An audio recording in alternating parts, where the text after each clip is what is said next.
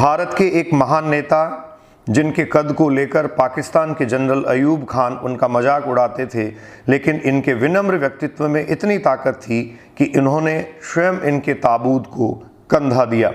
2 वर्ष की उम्र में ही प्लेग के चलते अपने पिता को गंवा दिया, परिवार ननिहाल चला गया।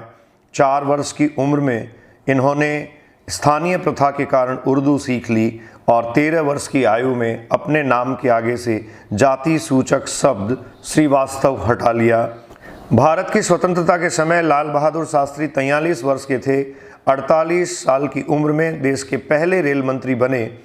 आंध्र प्रदेश व तमिलनाडु में हुए रेल हादसों में सैकड़ों लोगों की जान जाने के बाद इन्होंने अपने पद से इस्तीफा दे दिया।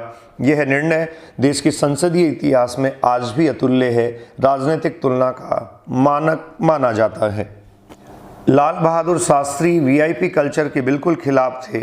एक बार फ्लाइट में देरी होने पर कलकत्ता पुलिस कमिश्नर ने सायरन वाली गाड़ी भेजने को कहा तो इन्होंने मना कर दिया और सादगी इतनी थी कि अपने जूनियर्स को चाय पिलाना तथा ऑफिस की बत्तियां कई मौक़ों पर खुद बुझाना भी इन्हें याद रहता था। लाल बहादुर शास्त्री जी का एक और अनूठा और अनुकरणीय उदाहरण दुनिया भर में स्थापित है। भारत पाकिस्तान युद्ध के समय देश में खाने की कमी थी। इन्होंने उस वक्त अपना वेतन लेना बंद कर दिया, अपने परिवार से एक वक्त का खाना खाने को कहा और आश्वस्त होने पर रेडियो पर देशवासियों को एक वक्त का खाना खाने की अपील की, एक दिन खाना न खाने की भी अपील की।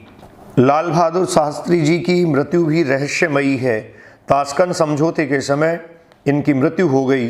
दावा किया जाता है कि यह दिल का दौरा पड़ने से हुई थी। यह भी माना जाता है कि इन्हें जहर दिया गया था और संदिग्ध परिस्थितियों में इनकी मृत्यु हुई थी। उसी समय अयूब खान और कौसी जिंद दोनों ने इनके ताबूत को कंधा दिया जब इन्हें वापस भारत लाया जा रहा था। जाते जाते लाल बहादुर शास्त्री अपने पीछे कोई घर, जमीन और संपत्ति नहीं छोड़ के गए थे।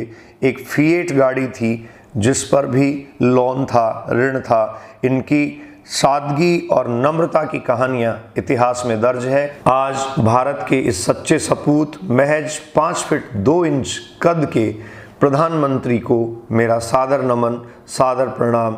ईश्वर इस प्रकार की विभूतियां भारत में भेजता रहे।